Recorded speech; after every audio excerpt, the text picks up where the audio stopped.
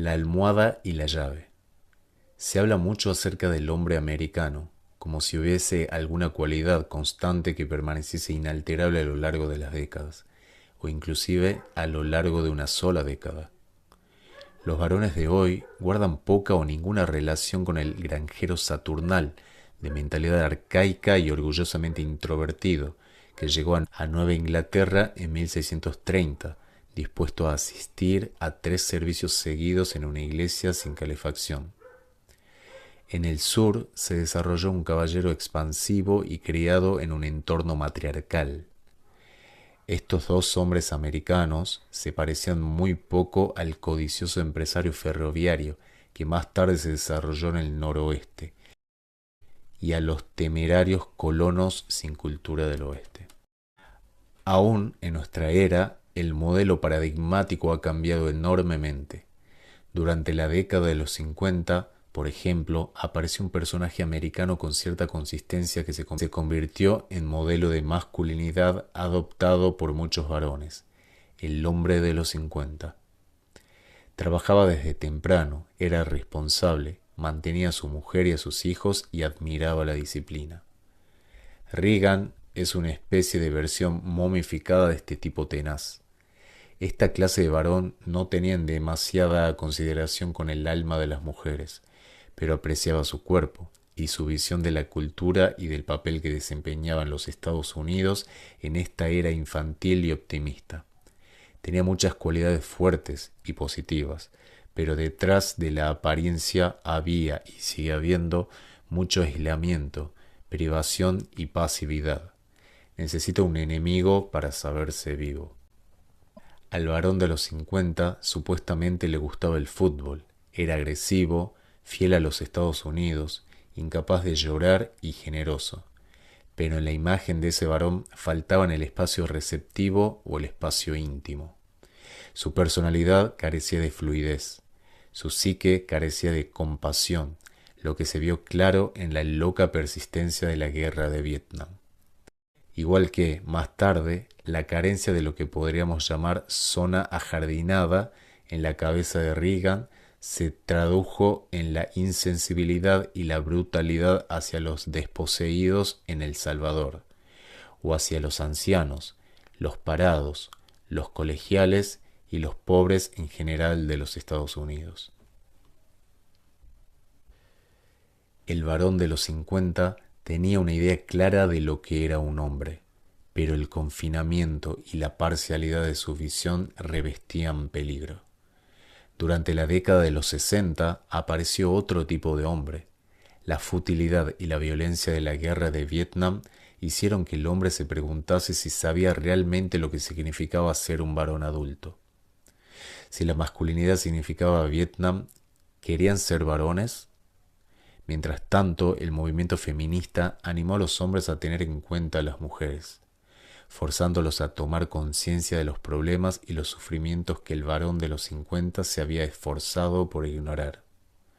A medida que los hombres empezaron a considerar la historia y la sensibilidad de las mujeres, algunos hombres empezaron a descubrir y prestar atención a lo que se denominaba su lado femenino.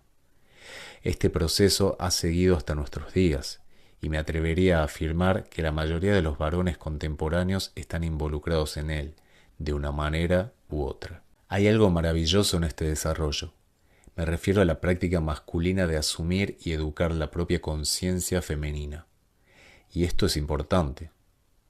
En los últimos 20 años el varón se ha vuelto más reflexivo, más tierno, pero mediante este proceso no se ha vuelto más libre. Es un buen chico que contenta no solo a su madre, sino también a la joven mujer con la que vive. En los 70 empecé a detectar por todo el país un fenómeno que podríamos denominar el varón suave. Incluso hoy en día, cuando hablo en público, más o menos la mitad de los varones jóvenes son del tipo suave. Se trata de gente encantadora y valiosa. Me gustan. Y no quieren destruir la tierra o dar comienzo a una guerra. Su forma de ser y su estilo de vida denotan una actitud amable hacia la vida. Pero muchos de estos varones no son felices. Uno nota rápidamente que les falta energía. Preservan la vida, pero no la generan. Y lo irónico es que a menudo se les ve acompañado de mujeres fuertes que definitivamente irradian energía. Nos encontramos ante un joven de fina sensibilidad, ecológicamente superior a su padre, partidario de la total armonía del universo y sin embargo con poca vitalidad que ofrecer. La mujer fuerte o generadora de vida que se graduó en los 60, por decirlo así, o que heredó un espíritu más viejo, desempeñó un papel importante en la creación de este hombre preservador, que no generador de vida. Recuerdo una pegatina de los años 60 en la que decía: las mujeres dicen sí a los hombres que dicen no. Sabemos que hacía falta tanto valor para resistirse al reclutamiento, ir a la cárcel o exiliarse al Canadá, como para aceptar el reclutamiento e ir a Vietnam. Pero las mujeres de hace 20 años decían claramente que preferirían al valor más suave y receptivo. De modo que el desarrollo del hombre se vio ligeramente afectado por esa preferencia. La virilidad no receptiva era equiparada a la violencia, mientras que la receptiva era premiada.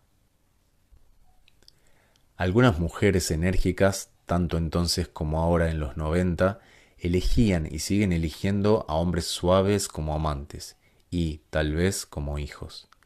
La nueva distribución de energía yang entre las parejas no se dio accidentalmente.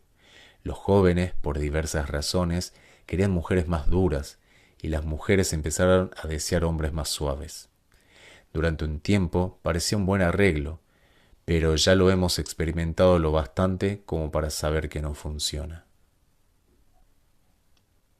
La primera noticia de la angustia de los hombres suaves la tuve al oírles contar sus historias durante las primeras reuniones de varones. En 1980, la comunidad lamaística de Nuevo México me pidió que diera una conferencia para un público exclusivamente masculino, la primera que organizaban, en la que participaron unos 40 varones. Cada día nos dedicábamos a un dios griego y a una antigua historia, y luego, por la tarde, nos reuníamos a conversar. Cuando los más jóvenes hablaban, no era raro que se pusieran a llorar a los 5 minutos. Me asombró la cantidad de dolor y angustia de aquellos jóvenes. Sus aflicciones se debían en parte al alejamiento de sus padres, que acusaban agudamente, pero a otra parte se debía a los problemas de sus matrimonios o relaciones de pareja. Habían aprendido a ser receptivos, pero la receptividad no era suficiente para sacar adelante sus matrimonios en tiempos de crisis. Toda relación necesita de vez en cuando cierta violencia. La necesitan tanto el hombre como la mujer. Pero, cuando surgía esta necesidad, el hombre solía quedarse corto. Su actitud era positiva, pero su relación y su vida requieren algo más. El hombre suave era capaz de decir: sé lo que estás sufriendo y considero tu vida tan importante como la mía, y cuidaré de ti y te consolaré.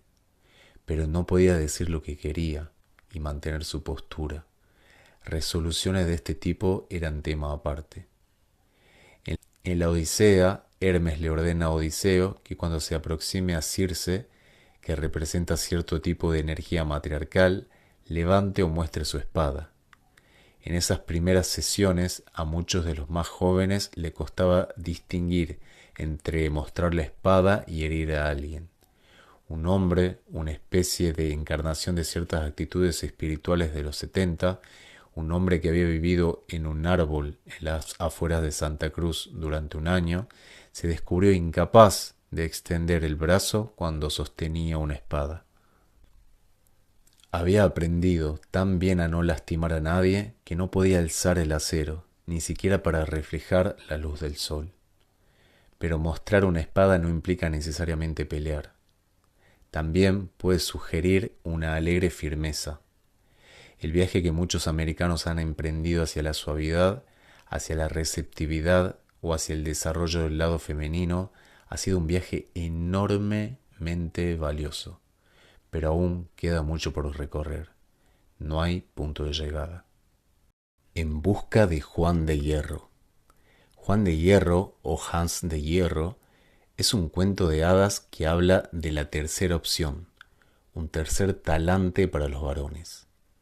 Aunque fue consignada por primera vez por los hermanos Grimm en 1820, esta historia podría tener 10 o 20.000 años. Al principio del cuento nos enteramos de que en un área remota del bosque, cerca del castillo del rey, han venido sucediendo cosas extrañas. Los cazadores que se internan en esa área desaparecen y nunca más se vuelve a saber de ellos. Otros 20 salen en busca del primer grupo y tampoco vuelven. Con el tiempo, la gente comienza a sentir que hay algo raro en esa parte del bosque y no vuelven allí. Un día, un cazador desconocido se presenta en el castillo y dice: ¿qué puedo hacer? ¿Hay algo peligroso para hacer por aquí? El rey dice: bueno, pues está el bosque, que hay un problema. No todos los que van allí vuelven. El porcentaje de retorno es muy bajo. Justo el tipo de cosas que me gusta, dice el joven. De modo que se dirige al bosque y curiosamente va solo, llevando únicamente a su perro. El joven y su perro dan vueltas por el bosque y pasan junto a un pantano. De pronto, una mano sale del agua, coge al perro y lo arrastra hasta el fondo. El joven no pierde los nervios, sencillamente dice: este debe ser el lugar. Encariñado como está con su perro y poco dispuesto a abandonarlo, el cazador vuelve al castillo, reúne a otros 3 hombres con cubos y vuelve al lugar señalado para vaciar el pantano. Cualquiera que lo haya intentado sabe de sobra que semejante trabajo es muy lento. Al fin, lo que encuentran, tendido en el fondo del pantano, es a un hombre grande, cubierto de pelos de pies a cabeza. El pelo es rojizo, semeja un poco al hierro oxidado. Llevan al hombre prisionero al castillo. El rey ordena que lo metan en una jaula de hierro que colocan en el patio. Le da el nombre de Juan de Hierro y encarga la custodia de la llave a la reina. Detengámonos por un momento en este punto de la historia. Cuando un varón de nuestros días vuelve la vista hacia el interior de su psique, puede encontrar, si las condiciones son adecuadas, bajo el agua de su alma, tendido en un lugar que nadie visita desde hace mucho, a un peludo hombre antiguo. Los sistemas mitológicos asocian el pelo con lo instintivo, lo sexual y lo primitivo. Lo que sugiero entonces es que cada varón moderno tiene, tendido en el fondo de su psique, un ser enorme y primitivo, cubierto de pelos de pies a cabeza. Establecer contacto con ese hombre primitivo es el paso que le falta dar al hombre de los años 80 o de los 90. El proceso de vaciado es aún una asignatura pendiente de nuestra cultura actual. Como sutilmente propone la historia, hay algo más que un ligero temor en torno a este hombre peludo, como lo hay alrededor de cualquier cambio. Cuando un hombre empieza a desarrollar su lado receptivo y supera los temores iniciales, por lo general encuentra maravillosa la experiencia. Empieza a escribir poesías, a dar paseos y a contemplar el mar. Ya no necesita ponerse sistemáticamente encima de su pareja en el acto sexual. Y se siente en consonancia con un mundo que le parece nuevo, bullente, asombroso. Pero sumergirse en el agua para tocar al hombre primitivo del fondo del pantano es algo completamente distinto. El ser que se pone de pie es aterrador, y más aún hoy en día, cuando las multinacionales se esfuerzan tanto por producir el hombre sano, lampiño, superficial. Cuando un hombre asume su sensibilidad, o lo que solemos denominar interior femenino, a menudo se siente más efusivo, más sociable, más vivo. Pero cuando se aproxima a lo que yo llamo el varón profundo, se siente en peligro. Aceptar la existencia del hombre peludo infunde miedo y requiere otro tipo de valor. Tomar contacto con Juan de Hierro implica la disposición a sumergirse en la psique masculina y aceptar que allí abajo haya de oscuro, incluida la oscuridad nutricia. Durante generaciones, la comunidad industrial ha advertido a los jóvenes ejecutivos que se mantengan alejados de Juan de Hierro, y la iglesia cristiana tampoco le tiene demasiado aprecio. Freud, Jung y Wilhelm Reich son tres de los investigadores que tuvieron la valentía de descender hacia el fondo del pantano y aceptar lo que allí encontraron. La tarea del hombre de nuestros días es seguirles hasta allí abajo. Algunos varones ya han recorrido la senda, y el hombre peludo ha sido sacado del pantano de sus psiques y vive en el patio. En el patio sugiere que el individuo o la cultura lo ha sacado al aire libre, donde puede ser visto por todos. Es mejor esto que mantener al hombre peludo en un sótano, donde muchos elementos de cada cultura quieren que permanezca. Pero por supuesto, en cualquiera de los dos lugares sigue estando enjaulado. La pérdida de la bola de oro. Y ahora volvamos a nuestra historia. Un día, el hijo del rey, que tiene 8 años, está jugando en el patio con una bola de oro que adora. Rodando, se introduce en la jaula del hombre primitivo. Si el niño quiere recuperar su bola, tendrá que acercarse al hombre peludo y pedírsela. Pero esto supone un problema. La bola de oro nos recuerda esa unidad de personalidad que teníamos de niño, una especie de brillo, de integridad, previos a la división del hombre y en mujer, en rico y en pobre, en bueno y en malo. La bola es dorada y redonda, como el sol desde su interior emite una energía radiante. Nos enteramos que el niño tiene 8 años. Todos nosotros, hombres y mujeres, perdemos algo hacia los 8 años. Si conservamos la bola de oro durante la época del jardín de infancia, la perdemos en la enseñanza primaria. Y si todavía nos queda algo de ella, acabaremos por perderla durante la secundaria. En el de Rey Sapo, la bola de la princesa cae en un pozo. Desde que perdemos la bola, hombres y mujeres nos pasamos el resto de nuestras vidas intentando recuperarla. Creo que el primer paso para recuperarla es aceptar, con firmeza, de forma definitiva, que la bola se ha perdido. Decía Freud, qué contraste tan doloroso hay entre la brillante inteligencia del niño y la endeble mentalidad del adulto medio. De modo que, ¿dónde está la bola de oro? Hablando en términos metafóricos, podríamos decir que la cultura de los 60 le dijo a los hombres que encontrarán la bola de oro en su sensibilidad, la receptividad, la cooperación y la no agresividad. Muchos hombres renunciaron a cualquier tipo de agresividad y sin embargo no encontraron la bola de oro. La historia de Juan de Hierro nos sugiere que un hombre no puede esperar encontrar la bola de oro en el ámbito femenino, porque no es allí donde se encuentra. Un marido le pide secretamente a su mujer que le devuelva la bola de oro. Creo que si pudiera ella, se la daría, porque según mi experiencia, la mayoría de las mujeres no intenta poner freno al desarrollo del hombre. Pero no se la puede dar, porque no la tiene. Lo que es más, ella ha perdido su propia bola de oro y tampoco puede encontrarla.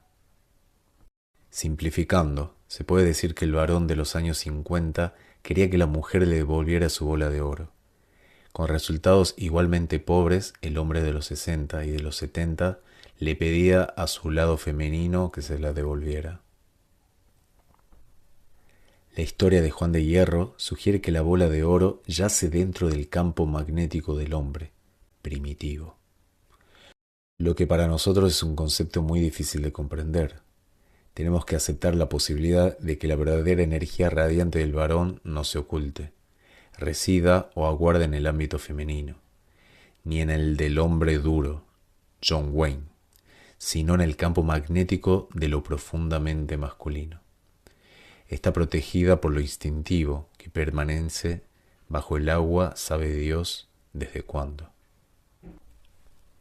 En el Rey Sapo, es el sapo, un animal desagradable que a todos repugna, el que devuelve la bola de oro.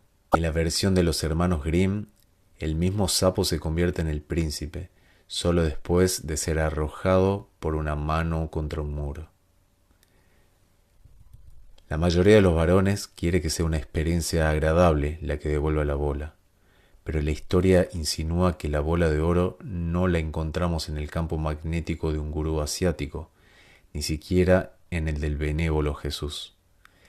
Nuestra historia no es anticristiana, sino precristiana en unos 1000 años, y su mensaje sigue siendo válido.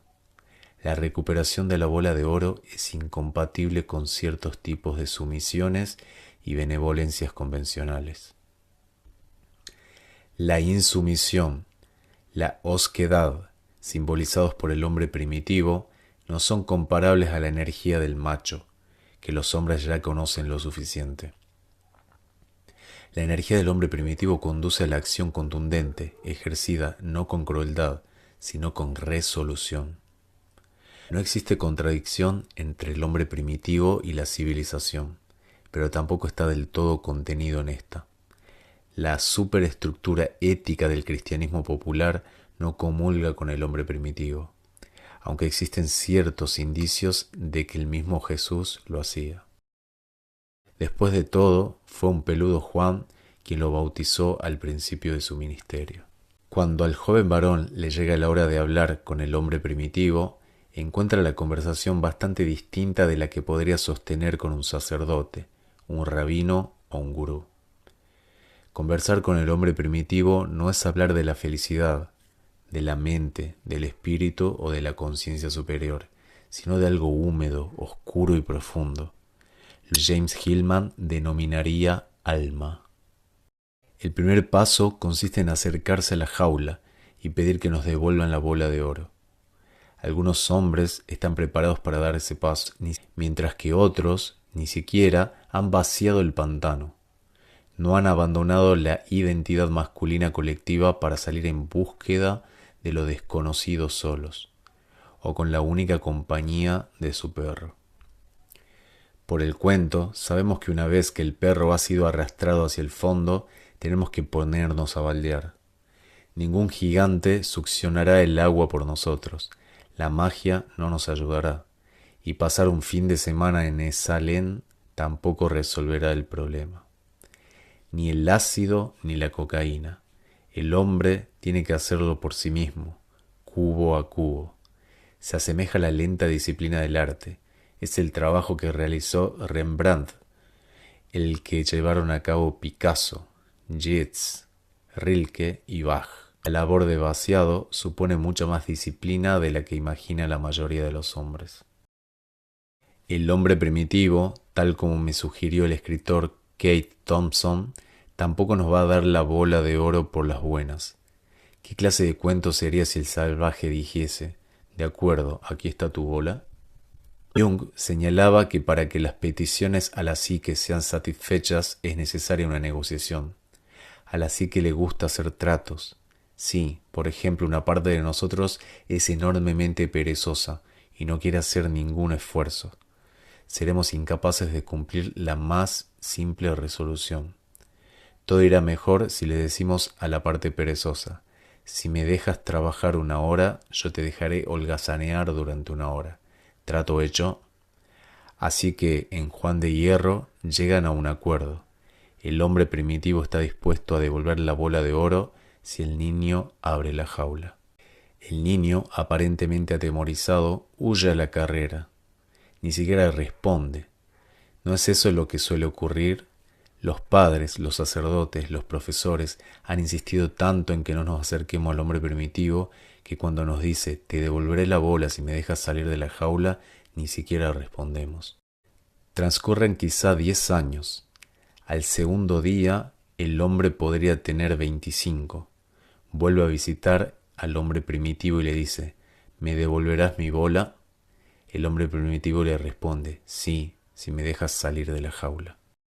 En realidad, el solo hecho de volver a visitar al hombre primitivo ya es mucho. Algunos ni siquiera vuelven. El joven de 25 años escucha lo que le dice, pero a estas alturas ya tiene 2 Toyota y una hipoteca, quizás mujer e hijo. ¿Cómo va a dejar salir al hombre primitivo de la jaula? Por lo general, la segunda vez también se aleja sin decir una palabra. Pasaron otros 10 años. Digamos que el hombre tiene ahora 35. ¿Os habéis fijado alguna vez en la cara de consternación de un hombre de 35 años? Agotado de trabajar, alienado, vacío, le dice al hombre primitivo, esta vez con decisión, ¿me devuelves mi bola de oro? Sí, le responde el hombre primitivo, si me dejas salir de la jaula. Entonces ocurre algo maravilloso en el cuento. El niño se dirige al hombre primitivo y conversa con él. Le dice, aun cuando quisiera dejarte salir, no podría, porque no sé dónde está la llave. Magnífico, a los 35 años no sabemos dónde está la llave. No es que lo hayamos olvidado, nunca lo hemos sabido. El cuento dice que cuando el rey hizo meter al hombre primitivo en la jaula, encargó la custodia de la llave a manos de la reina. Pero en aquel entonces solo teníamos 7 años. Y en cualquier caso, nuestro padre nunca nos dijo qué había hecho con ella. Así que, ¿dónde está la llave? He escuchado a distintos públicos intentar responder a esa incógnita. ¿Colgada del cuello del niño? No. ¿Oculta en la jaula de Juan de Hierro? No. ¿Dentro de la bola de oro? No. ¿En el castillo colgada de un gancho de la sala del tesoro? No. ¿En la torre colgada en lo alto de la pared? No. El hombre salvaje responde, la llave está debajo de la almohada de tu madre. La llave no está dentro de la bola, ni de la sala del tesoro, ni de la caja de caudales. La llave está bajo la almohada de nuestra madre. Exactamente donde Freud dijo que estaría. Coger la llave de debajo de la almohada de la madre es una empresa complicada. Basándose en una obra de teatro griega, Freud dice que si un hombre quiere vivir muchos años, no debe ignorar la atracción mutua entre él y su madre. Después de todo, la almohada de nuestra madre está en la cama, en el lugar en que hace el amor con nuestro padre. Pero hay otra cuestión vinculada a la almohada. Michael Mead, el narrador de mitos, me señaló una vez que la almohada también es el lugar donde la madre guarda todas las expectativas hacia nosotros. Sueña, mi hijo el médico, mi hijo el analista junguiano, mi hijo el genio de Wall Street, pero pocas madres sueñan, mi hijo el hombre primitivo. En cuanto al hijo, este no está convencido de querer coger la llave. El sencillo expediente de transferir la llave de la almohada de la madre a la almohada de un gurú no servirá de nada. Olvidar que la madre la posee es un grave error.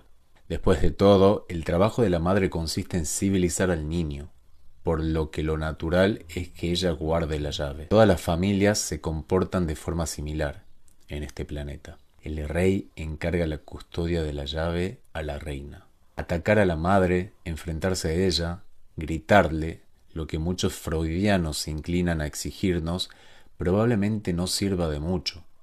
Es probable que se limite a sonreírnos y hablarnos con el codo apoyado en la almohada. Las conversaciones de Edipo y Yocasta no dieron buenos resultados, ni tampoco los gritos de Hamlet. Un amigo sugirió robar la llave cuando nuestros padres estuvieran afuera. Hoy mis padres no están en la casa. Supone un día en que la mente está libre de inhibiciones paternas.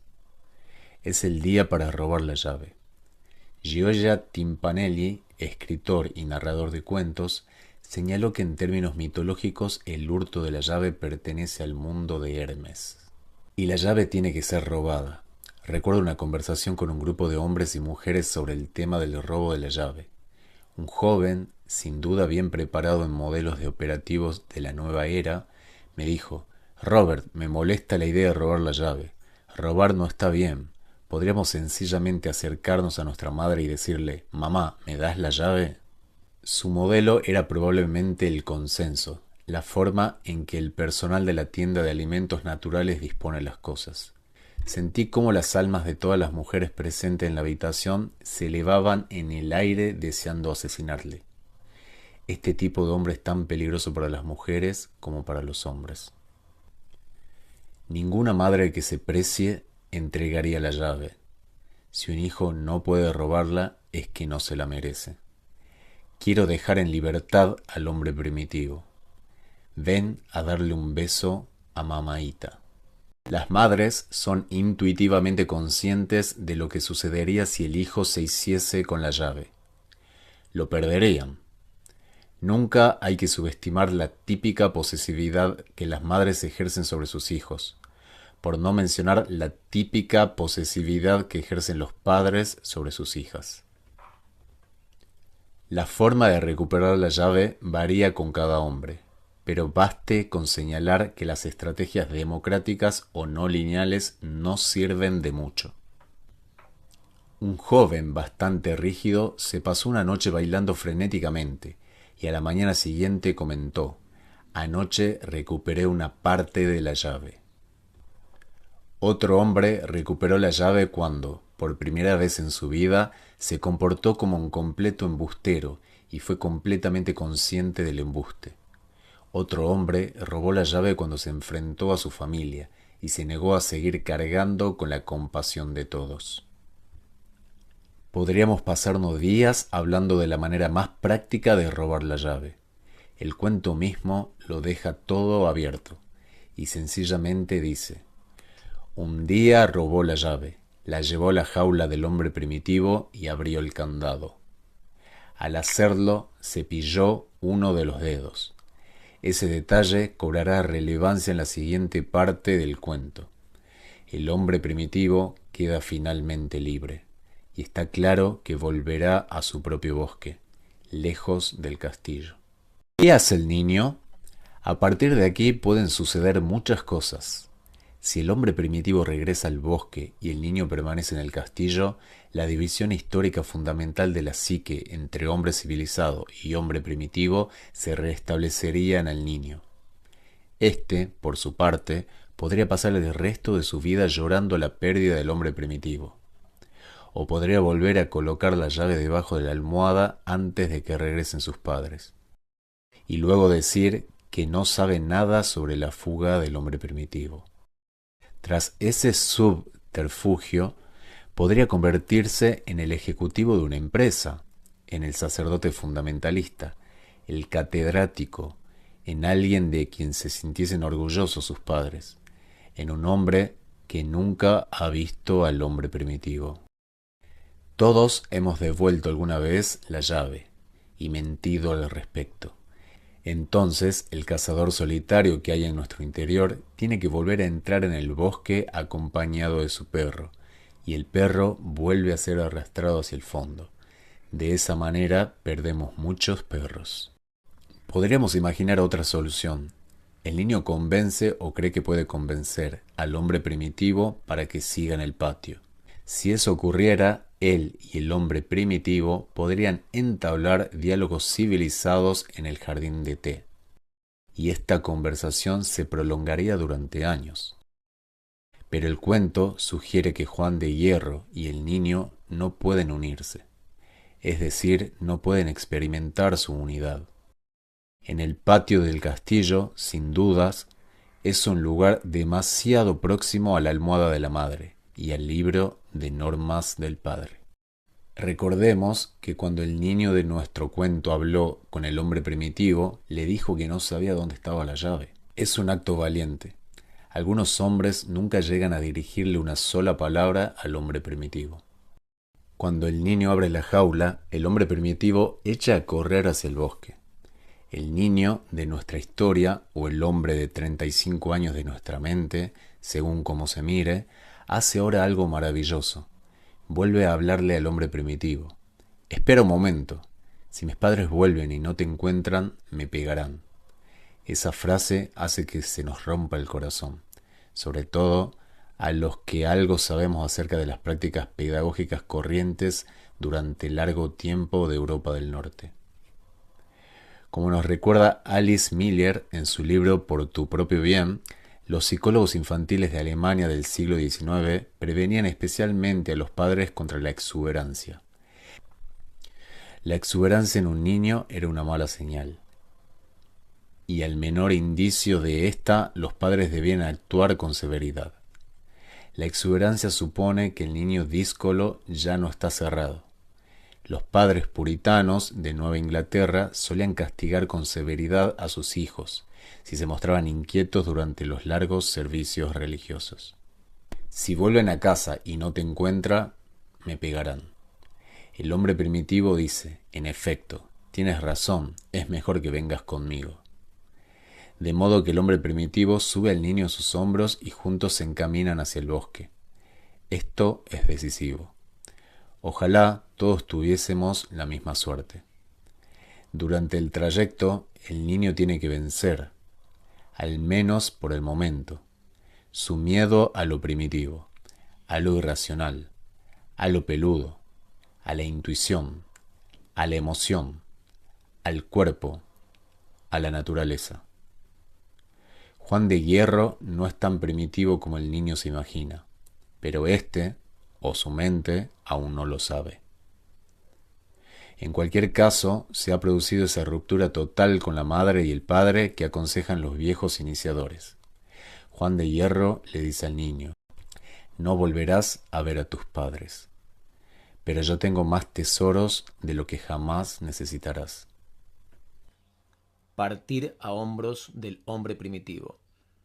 El momento en el que el niño parte con Juan de Hierro es el momento en que, en la antigua Grecia, el sacerdote de Dionisios aceptaba a un joven como discípulo, o el momento en que, en las comunidades esquimales actuales, el chamán, a menudo totalmente cubierto con pieles de animales, con garras de glotón y vértebras de serpiente colgadas del cuello y una cabeza de oso a modo de gorra, aparece en el poblado y se lleva consigo a un niño para darle instrucción espiritual.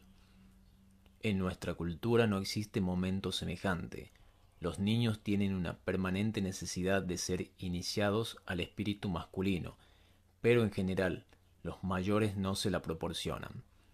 A veces lo intenta el sacerdote, pero hoy en día este está demasiado integrado al mundo corporativo. Entre los Hopis y otros nativos americanos del sudoeste, los mayores se llevan al niño a la edad de 12 años y descienden con él al área masculina de la kiva. Este permanece allí abajo durante 6 semanas y no vuelve a ver a su madre durante 1 año y medio. El problema del núcleo familiar actual no es tanto la locura como la gran cantidad de contradicciones. Eso se da también en comunas, en la oficina y de hecho en cualquier grupo.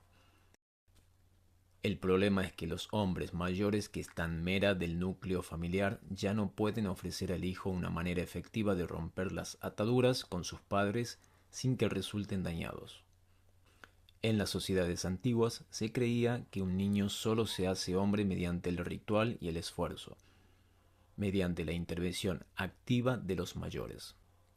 Empezamos a entender que la masculinidad no nos viene dada, no ocurre solo porque comemos cereales. La intervención activa de los mayores quiere decir que estos dan la bienvenida al joven al antiguo, mítico e instintivo mundo masculino. Una de las mejores historias que he escuchado acerca de este tipo de bienvenida es la que tiene lugar cada año entre los Kikuyu, en África. Cuando un niño tiene edad suficiente para ser iniciado, es apartado de su madre y llevado a un lugar especial que los hombres han preparado a cierta distancia de la aldea. Allí ayuna durante 3 días. La tercera noche la pasa sentado en círculo alrededor del fuego, con los hombres más ancianos. Está hambriento, sediento, alerta y aterrado. Uno de los más viejos saca un cuchillo, se abre una vena y deja caer unas gotas de su sangre en una calabaza en un cuenco. Cada anciano del círculo se abre una vena con el mismo cuchillo a medida que el tazón pasa de mano en mano y deja caer un poco de sangre. Cuando el tazón llega a las manos del joven, se le invita a saciarse de él. Este ritual, el muchacho aprende muchas cosas. Aprende que el alimento no solo proviene de su madre, sino también de los hombres. Y aprende que además de arma para herir a otros, el cuchillo puede usarse para muchos propósitos. a estas alturas, ¿puede seguir dudando de que ha sido acogido entre los demás varones? Finalizando el ritual de acogida, el más viejo del grupo le enseña los mitos, los cuentos y las canciones que encarnan los valores característicos masculinos. No me refiero únicamente a los valores competitivos, sino también a los espirituales. El aprendizaje de estos mitos húmedos y los mitos mismos llevan al joven mucho más allá de su propio padre, hacia la humedad de los pantanosos padres que se remontan a siglos de antigüedad. ¿Qué ocurre cuando falta la labor consciente realizada por los ancianos? La iniciación de los hombres occidentales perduró con altibajos durante un tiempo después de que los fanáticos destruyeran las escuelas griegas de iniciación. En el siglo XIX, los abuelos y los tíos vivían en casa, y los más viejos tenían mucha participación. El grupo de caza en trabajos que los hombres realizaban juntos en granjas y barracas y en deportes locales. Los más viejos pasaban mucho tiempo con los más jóvenes, a quienes proporcionaban conocimientos sobre el espíritu y el alma masculino. Wordsworth, al comienzo de la excursión, describe a un viejo que, cuando él era niño, permanecía sentado día tras día bajo un árbol y le ofrecía su amistad. Me quería, de entre una multitud de chicos sonrosados. Me eligió, como en broma decía. Por mi aspecto serio, demasiado pensativo para mi edad, con el tiempo me llegué a sentir orgulloso de ser un amigo elegido. A menudo, en días de fiestas, paseábamos por el bosque. La posibilidad de esa mezcla fortuita en gran parte se ha perdido. Los clubes y las asociaciones masculinas han ido desapareciendo progresivamente. Los abuelos viven en Phoenix o en el hogar de ancianos. Y muchos chicos solo se relacionan con otros chicos de su edad que, desde el punto de vista de los viejos iniciadores, los desconocen todo. Durante los años 60, algunos jóvenes extrajeron fuerzas de mujeres que, a su vez, habían recibido parte de las suyas del movimiento feminista. Se podría decir que muchos varones jóvenes de los 60 intentaron iniciarse con mujeres, pero los hombres solo se pueden iniciar con hombres, del mismo modo que las mujeres solo pueden iniciarse con mujeres. Las mujeres pueden transformar el embrión en niño, pero solo los hombres pueden transformar al niño en hombre. Los iniciadores dicen que los niños necesitan ser paridos por segunda vez, en esta ocasión por hombres. En uno de sus ensayos, Kate Thompson se describe a sí mismo a los 20 años como un típico joven iniciado por las mujeres. Sus padres se divorciaron cuando él tenía 12 y él vivió con su madre mientras su padre lo hacía en un piso cercano. Durante el periodo escolar, Kate estuvo más cerca de las mujeres que de los hombres, y esta situación se prolongó durante los años de universidad, en los que sus mejores amistades eran feministas, a las que describe como maravillosas, cultas y generosas, y de las que aprendió una infinidad de cosas. Luego, en Ohio, se metió en la política y trabajó con mujeres y en asuntos de mujeres. Por aquellos años tuvo un sueño. Se vio corriendo por el bosque con una manada de lobas. Los lobos le sugerían, sobre todo, independencia y vigor. La manada de lobas avanzaba deprisa en formación, y finalmente llegó a la orilla de un río. Las lobas se miraron en el agua y todas vieron el reflejo de su propia cara. Pero cuando Kate se miró en el agua, no vio ninguna cara. Los sueños son sutiles y complicados, y no conviene sacar conclusiones apresuradas. Sin embargo, la última imagen sugiere una idea inquietante. Cuando las mujeres, aun con las mejores intenciones, crían solas a un niño, éste podría no tener cara de hombre, o sencillamente podría no tener cara. Por el contrario, los viejos iniciadores transmitían a los niños cierta seguridad invisible y muda. Ayudaban a los niños a ver su verdadero rostro o su verdadero ser. Por lo tanto, ¿qué se puede hacer? Miles y miles de mujeres separadas o viudas crían a niños sin la presencia de un hombre adulto en casa. Las dificultades propias de esta situación se hicieron evidentes un día.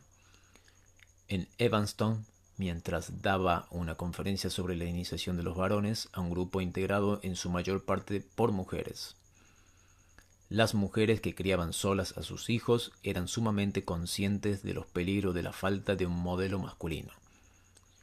Una mujer explicó que cuando su hijo entró en la secundaria vio claro que debía ser más severa de lo que le salía de modo natural, pero que si se hacía más severa para afrontar esta necesidad, perdería contacto con su propia feminidad.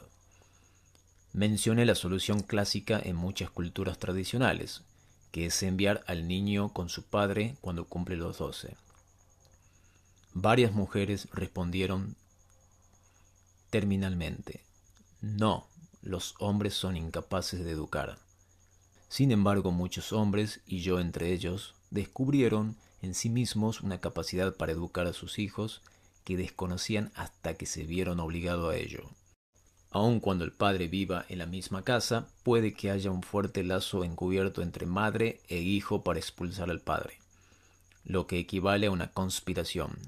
Y las conspiraciones son difíciles de romper.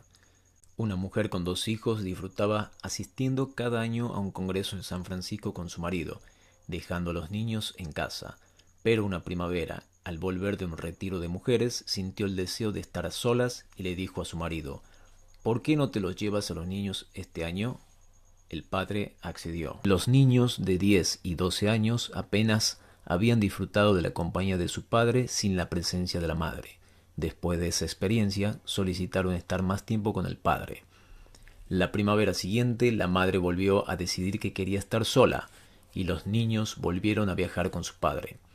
Cuando llegaron a casa, la madre estaba en la cocina, de espaldas a la puerta, y el mayor de los hijos se acercó a ella y la estrechó por detrás. Instintivamente el cuerpo de ella reaccionó con violencia y el muchacho fue lanzado al otro lado de la cocina, chocando contra la pared. Cuando se recobró, dijo ella, la relación entre ambos había cambiado. Había ocurrido algo irrevocable. A ella le alegró el cambio, y el muchacho se mostró sorprendido y algo aliviado por el hecho de que, aparentemente, su madre ya no le necesitara como antes. Esta historia sugiere que la tarea de separación puede llevarse a cabo aun cuando no sean los viejos iniciadores quienes provoquen la ruptura. Puede provocarla la propia madre. Requiere una buena dosis de intensidad y, por lo visto, en cierta medida, fue el cuerpo de la mujer y no su mente el que realizó la tarea. Otra mujer contó una historia en la que el hijo era quien rompía la conspiración madre-hijo. Criaba ella sola a un niño y 2 niñas, y mientras las chicas no tenían problemas, con el niño ocurría lo contrario. A los 14, el chico se fue a vivir con su padre, pero volvió al cabo de un mes. Cuando regresó, la madre se dio cuenta de que 3 mujeres en casa eran demasiadas mujeres para un solo niño. Pero, ¿qué podía hacer? Pasaron 2 o 3 semanas. Una noche le dijo a su hijo: «John, es hora de cenar». Al cogerle del brazo él estalló. Y ella fue despedida al otro extremo de la habitación. El mismo tipo de explosión que en la historia anterior. No hubo intento de abuso en ninguno de los 2 casos, y no hay evidencia de que el hecho se repitiera. En cada caso, la psique o el cuerpo sabían lo que la mente desconocía. Cuando la madre se incorporó, dijo: «Es hora de que vuelvas con tu padre». Y el muchacho repuso: «Tienes razón». Es preferible la ruptura de la iniciación tradicional porque evita la violencia. Por todas partes se ven muchachotes comportándose desagradablemente en la cocina y hablándole groseramente a sus madres. Y creo que es un intento de hacerse a sí mismos desagradables. Si el hombre adulto no ha hecho lo suyo por interrumpir la unidad madre-hijo, ¿qué puede hacer los chicos para librarse si no es hablar groseramente? Es fundamental una ruptura total con la madre, pero sencillamente no ocurre. Esto no quiere decir que las mujeres estén haciendo las cosas mal. Creo que el verdadero problema es que los hombres mayores no hacen lo que les corresponde. La manera tradicional de educar a los hijos, que duró miles y miles de años, suponía que padres e hijos vivían en estrecha, ferozmente estrecha proximidad. Mientras el padre enseñaba un oficio al hijo, labranza, carpintería, herrería o sastrería, como es sugerido en otra parte, la relación afectiva más perjudicada por la revolución industrial es la atadura entre padres e hijos.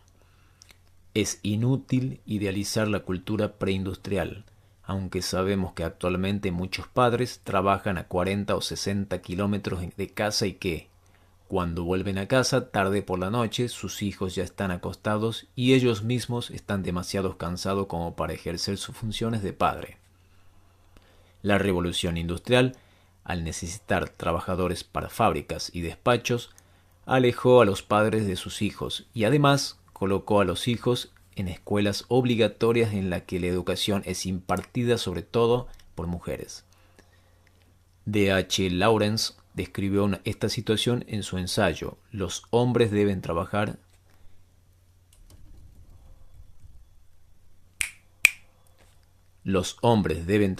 y las mujeres también. Su generación en las áreas mineras de carbón de Inglaterra sintió la brutal fuerza del cambio y la nueva actitud se centró en una idea: el trabajo físico es malo. Lawrence recuerda que su padre, que nunca había oído esta teoría, trabajaba a diario en las minas. Disfrutaba de la camaradería con los demás hombres. Llegaba a casa de buen talante y tomaba su baño en la cocina. Pero por aquella época llegaron nuevos profesores de Londres para enseñar a Lawrence y a sus compañeros de clase que el trabajo físico es vulgar e indigno y que hombres y mujeres deben luchar por alcanzar un nivel más espiritual, un trabajo superior, intelectual. Los niños de esta generación llegaron a la conclusión de que sus padres siempre habían hecho las cosas mal, que el trabajo físico de los hombres era algo malo y que las madres sensibles que preferirían cortinas blancas y una vida elevada estaban en lo cierto y siempre lo habían estado. Durante la adolescencia, que describió en Hijos y Amantes, Lawrence se dejó convencer por el nuevo profesorado. Quería esa vida más alta y tomó partido por su madre.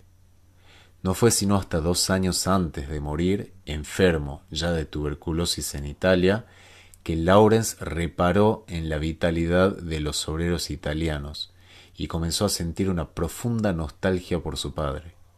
Comprendió entonces que el arribismo de su madre le había hecho daño y le había llevado a separarse de su padre y de su cuerpo de forma infructuosa. Una idea sencilla y clara, bien alimentada, avanza como una enfermedad contagiosa. El trabajo físico es malo. Mucha gente, además de Lawrence, recogió esa idea, y en la siguiente generación fue aún más grande el distanciamiento entre padres e hijos. Un hombre entraba a trabajar en un despacho y se hacía padre él mismo. Pero al no compartir ningún trabajo con su hijo, no podía explicarle qué hacía. El padre de Lawrence podía bajar a la mina con su hijo, como mi propio padre, que era granjero, podía llevarme en el tractor y enseñarme en qué consistía su trabajo. Yo sabía lo que hacía a todas horas del día y en todas las estaciones del año. Con el trabajo de oficina y la revolución informática se empezó a desintegrar el lazo entre padres e hijos. Si el padre solo pasa en el hogar un par de horas cada tarde, los valores de la mujer, maravillosos como son, serán los únicos valores domésticos. Se podría decir que hoy por hoy el padre pierde a su hijo a los 5 minutos del nacimiento. Cuando en la actualidad llegamos a una casa, lo más común es que sea la madre la que salga a recibirnos. El padre se encuentra en algún otro lugar de la parte trasera, sin decir una palabra. A continuación, transcribo un poema mío que se titula En busca del padre. Amigo, este cuerpo se ofrece a llevarnos sin pedir nada a cambio. como el océano lleva leños. Algunos días el cuerpo gime con su gran energía, destroza los cantos rodados, levantando pequeños cangrejos que fluyen por todos lados. Alguien llama a la puerta, no tenemos tiempo para cambiarnos. Quiere que le digamos por las ventosas y lluviosas calles hasta la casa oscura. Iremos, dice el cuerpo, y encontraremos allí al padre que nunca conocimos, que deambuló sin rumbo bajo una tormenta de nieve la noche que nacimos, y que luego perdió la memoria, y desde entonces vive suspirando por su hijo, a quien solo vio una vez, mientras trabajaba como zapatero, como pastor en Australia, como cocinero en un restaurante y pintor por las noches. Cuando enciendas la lámpara le verás, estará sentado junto a la puerta, las cejas tan pobladas, la frente tan despejada, solo en todo su cuerpo, esperándote. El padre distante.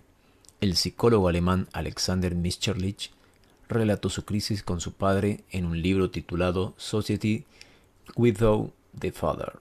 Lo esencial de su idea es que si el hijo no ve lo que hace el padre durante el día y a lo largo del año, en la psique del hijo se abrirá un agujero que se llenará de demonios que le dirán que el trabajo de su padre es perverso y que su padre también lo es. El temor de los hijos a la perversidad del padre ausente contribuyó a las ocupaciones estudiantiles en los años 60. Estudiantes rebeldes de la Universidad de Columbia asaltaron el despacho del rector en busca de evidencias de que la CIA estaba infiltrada en la universidad. Los estudiantes transfirieron su temor a la perversidad de sus padres a todas las figuras masculinas con cargos importantes. Una universidad como un padre parece recta y decente en la superficie, pero no se puede evitar la sensación de que dentro, en algún lugar, esta y este hacen algo perverso. La sensación deviene intolerable cuando las intuiciones más profundas del hijo se vuelven incongruentes con las apariencias externas. Las intuiciones subconscientes se manifiestan no porque el padre sea malvado, sino porque está lejos. Los jóvenes estudiantes se toman la molestia de invadir el despacho del rector para salvar esta incongruencia. Siendo el país como es, de vez en cuando descubren cartas de la CIA, pero esto no satisface el profundo anhelo, la necesidad corporal que el hijo de estar cerca del cuerpo del padre. ¿Dónde está mi padre? ¿Por qué no me quiere? ¿Qué ocurre? La película Marathon Man trata de las sospechas que el americano joven tiene sobre el hombre mayor. El protagonista, interpretado por Dustin Hoffman, pierde a su padre, un izquierdista compelido al suicidio en la era McCarthy.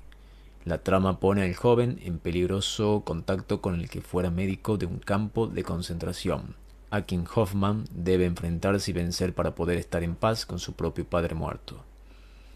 Cuando los demonios son tan sospechosos, ¿cómo puede más tarde el hijo establecer un contacto saludable con la energía masculina, en especial con la energía de un hombre adulto en una posición de autoridad o de liderazgo? Si es músico, destruirá guitarras hechas por hombres mayores. Si es profesor, desconfiará de los escritores más viejos. Los reconstruirá. Como ciudadano participará en terapias y no en política. Se sentirá más puro cuanto menor sea su autoridad. Se irá al norte de California a cultivar marihuana o conducirá coches de 3 ruedas en Maine. Existe la convicción generalizada de que todo hombre en una posición de poder o es o no tardará en ser corrupto y opresivo. Sin embargo, los griegos comprendían y veneraban una energía masculina positiva en ejercicio de autoridad. La llamaban energía Zeus e incluía inteligencia, salud robusta, firmeza compasiva, buena voluntad, liderazgo generoso. La energía Zeus es la autoridad masculina aceptada por el bien de la comunidad. Los nativos americanos creen en ese saludable poder masculino. Entre los Seneca, el jefe, un hombre aunque elegido por las mujeres, asume el poder por el bien de la comunidad. Personalmente no posee prácticamente nada. Todas las grandes culturas, excepto las nuestras, conservan y viven con imágenes de esta positiva energía masculina. En Estados Unidos, la energía Zeus se ha ido desintegrando progresivamente décadas tras décadas. La cultura popular se ha propuesto destruir el respeto por esta, empezando por los cómics, Maggie y Hicks, y Blondie y Dawdo, de las décadas de los 20 y de los 30, en los que el hombre siempre es débil y estúpido. De allí la imagen del adulto débil pasó a los dibujos animados. En los anuncios publicitarios, el padre nunca sabe qué medicamento tomar para el resfriado. Y en las comedias de enredo, con la sola excepción de La Hora de Bill Cosby, los hombres son taimados, inútiles o fáciles de engañar. Son las mujeres las que les engañan y las que les dan una lección, o las que arreglan situaciones complicadísimas por sí mismas. Esto no es exactamente lo que la gente quiere. Muchos jóvenes escritores de Hollywood, en lugar de enfrentarse a su padre en Kansas, se vengan del lejano padre haciendo que todos los varones adultos parezcan estúpidos. Atacan el respeto a la integridad masculina que todo padre, en el fondo, quiere transmitir a sus nietos y bisnietos. En las culturas tradicionales, por el contrario, los hombres y las mujeres mayores son a menudo los primeros en hablar en las reuniones públicas. Los jóvenes varones pueden no decir nada y sin embargo aspirar a mantener contacto con los más ancianos. Hoy vemos a jóvenes de 27 años implicados en absorciones empresariales, en la que tras comprar una editorial desmantelan en 6 meses lo que un hombre mayor ha tardado en crear 30 años. Cuando tenía 20 o 30 años ofrecí mi ayuda para socavar la energía Zeus. Ataqué a flechazos a todos los hombres mayores de la comunidad literaria y disfruté viendo cómo las flechas atravesaban sus cuerpos, flechas impélidas por la tensa energía contenida en mi psique. Conocí muchos aspectos de la vida diurna de mi padre, sus hábitos laborales y su generosa actitud hacia los trabajadores, pero era inaccesible en otro sentido, y en el agujero que se había creado en mí se llenó de demonios. Tal como predijo Miss Cherslich, fueron blanco de mi rabia, hombres de edad a quienes apenas conocía. Cuando un hijo actúa movido por el temor a lo demoníaco, se vuelve chato, aislado y seco. No sabe cómo recuperar su parte húmeda y fangosa. Hace unos años empecé a sentir una mengua, no tanto en mi lado femenino como en el masculino. Empecé a echar en falta el contacto con los hombres, o debiera decir con mi padre. Empecé a pensar en él, no como en alguien que me había privado de amor, de atención o de compañerismo, sino como en alguien que había sido privado de todo ello por su padre y por su madre, y por la cultura. Aún sigo replanteándome esa cuestión. Cada vez que veo a mi padre me asaltan nuevos y complicados sentimientos sobre qué parte de la privación a que me sometió fue voluntaria y qué parte no lo fue, y hasta qué punto fui consciente de ello. Jung dijo algo perturbador acerca de esta complicación. Dijo que cuando la madre hace conocer al hijo por primera vez el sentimiento, éste aprenderá la actitud femenina hacia la masculinidad y adoptará una visión femenina de su propio padre y de su propia masculinidad. Verá a su padre a través de los ojos de su madre. Puesto que el padre y la madre compiten por el afecto del hijo, no se puede obtener una imagen clara del padre a través de la madre, ni viceversa. Algunas madres comunican la idea de que la civilización, la cultura, el sentimiento y las relaciones son cosas que la madre y la hija, o la madre y el hijo sensible, comparten, mientras que el padre representa y encarna lo rígido, quizá lo brutal, la insensibilidad, las obsesiones, lo racional. Es un ser ambicioso, despiadado. Tu padre no lo puede evitar.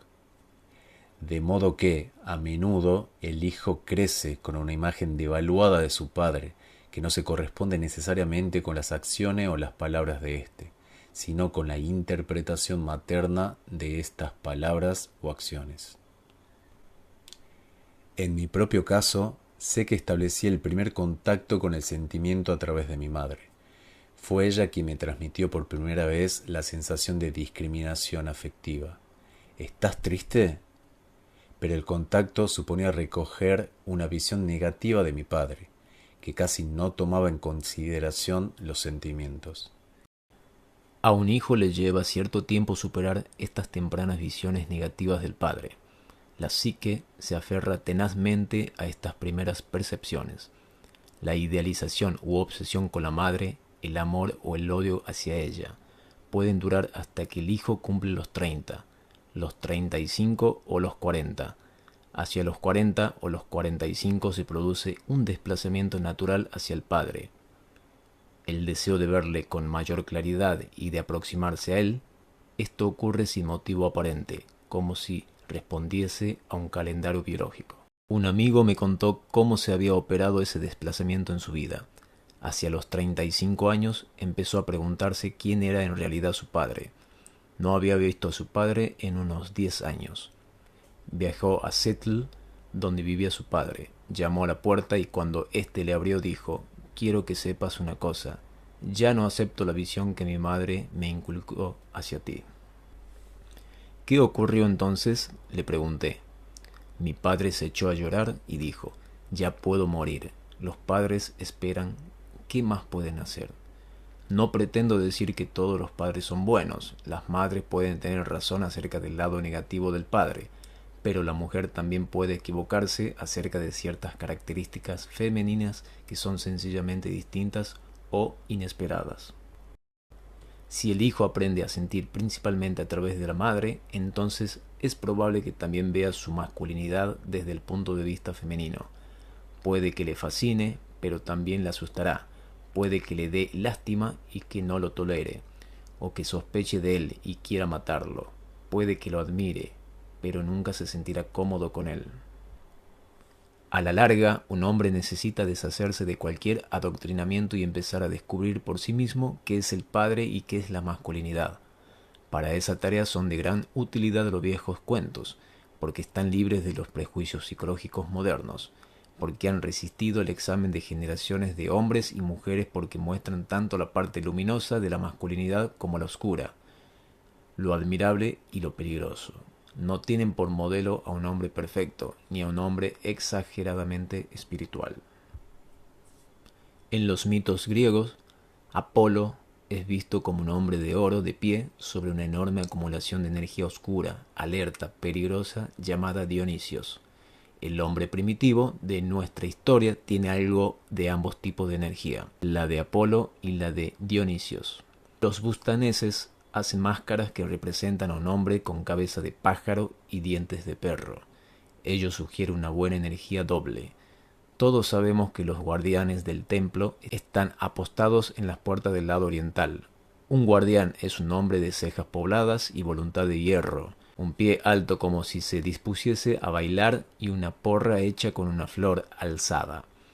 Como imagen de la masculinidad, los hindúes ofrecen Shiva, que es a la vez asceta y buen amante, demente y marido. Tiene una forma con garras llamada Bhairava, y en ese aspecto está lejos de la delicadeza sugerida por la convencional Jesús. Jesús exhibe una insinuación de la energía Bhairava en el templo, cuando la emprende a latigazos contra los cambistas. La tradición celta propone una imagen masculina de Cuchulainn. Cuando se calienta, los músculos de sus piernas se retuercen y empieza a salirle humo de la parte superior de la cabeza. Estas poderosas energías del interior del hombre yacen, como Juan de Hierro, en pantanos a los que aún no nos hemos aventurado. Está bien que lo divino se asocia a la Virgen María y a un maravilloso Jesús, pero podemos suponer qué distinto sería para los jóvenes si viviésemos en una cultura en la que lo divino estuviese asociado también a los bailarines dementes, a hombres violentos con garras y a un ser acuático cubierto de pelo.